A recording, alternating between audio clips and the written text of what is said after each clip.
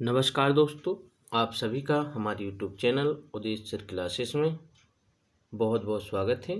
आज के इस वीडियो में हम आप सभी को जैव विकास का जीवों के वर्गीकरण से प्रमाण क्या है इसके बारे में बताएंगे, या कह सकते हैं evidence from classification of organisms of organic evolution.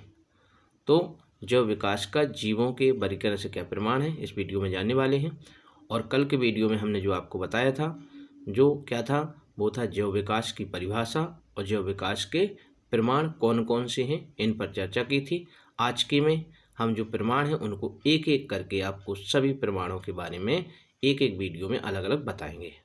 ठीक है, तो एक जो आपको प्रत्येक दिन आपको क्या है एक प्रमाण मिलेगा, और उसमें कैसे मिलेगा, तो आपने अगर हमारे चैनल को सब्सक्राइब नहीं किया हो तो सब्सक्राइब कर लें और बेल आइकन का भी बटन दबा लें, जिससे आगे की वीडियो के नोटिफिकेशन आप तक पहुंच जाएंगे। तो उनसे आप प्रत्येक प्रमाण का जो वीडियो है वो देख सकते हैं। तो देखते हैं क्या है जैव विकास का वर्गीकरण से प्रमाण।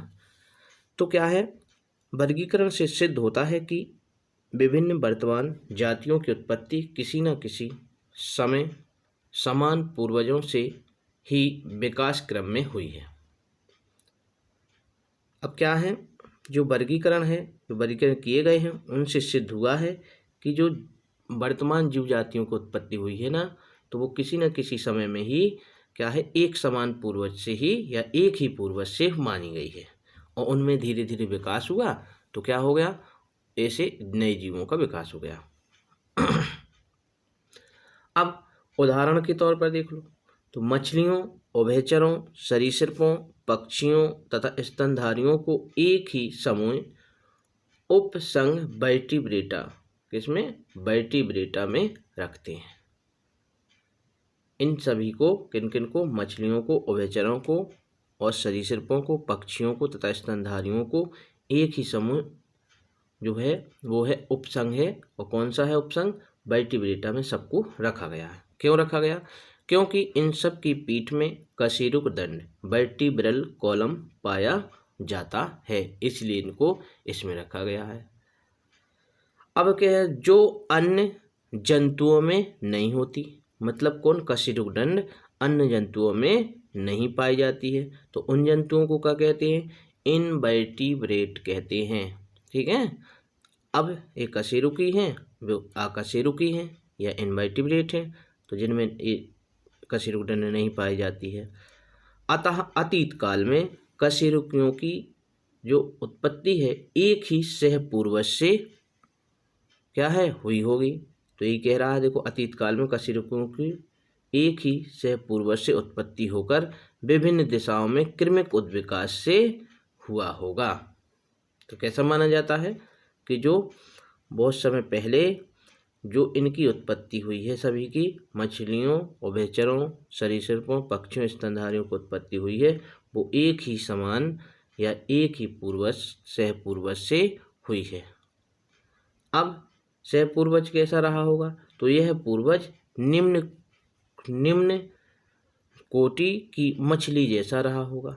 कैसा है, निम्न कोटि की, तो यह पूर्वज निम्न कोटि की मछली जैसा रहा होगा। कौन रहा होगा, जिनकी उत्पत्ति किनकी, जो मछलियों, उभयचरों, सरीसृपों और पक्षियों, स्तनधारियों की उत्पत्ति जिससे हुई है वो मछली जैसा रहा होगा। इसी से विभिन्न प्रकार की मछलियों का, इसी से किससे, जो ये पूर्वज था उससे मछलियों का, और मछलियों से किसका, फिर उभयचरों का, उभयचरों से सरीसृपों का, और सरीसृपों से पक्षियों का एवं स्तनधारियों का क्या हुआ है, विकास हुआ है। ठीक है, तो एक क्रम मिलता है कि क्या है, जो सहपूर्वज है उससे हुई है, और फिर धीरे धीरे उभयचरों से कब बन गए, मछली वन से उभयचर, उभयचर से जो सरीसृप, सरीसृपों से पक्षी और स्तनधारियों का क्या हुआ है, विकास। इसी प्रकार प्रोटोजोआ से कॉर्डेटा तक के क्या है, कॉर्डेटा तक के विभिन्न संघों के जंतुओं में हम क्रमिक विकास के प्रमाण मिलते हैं।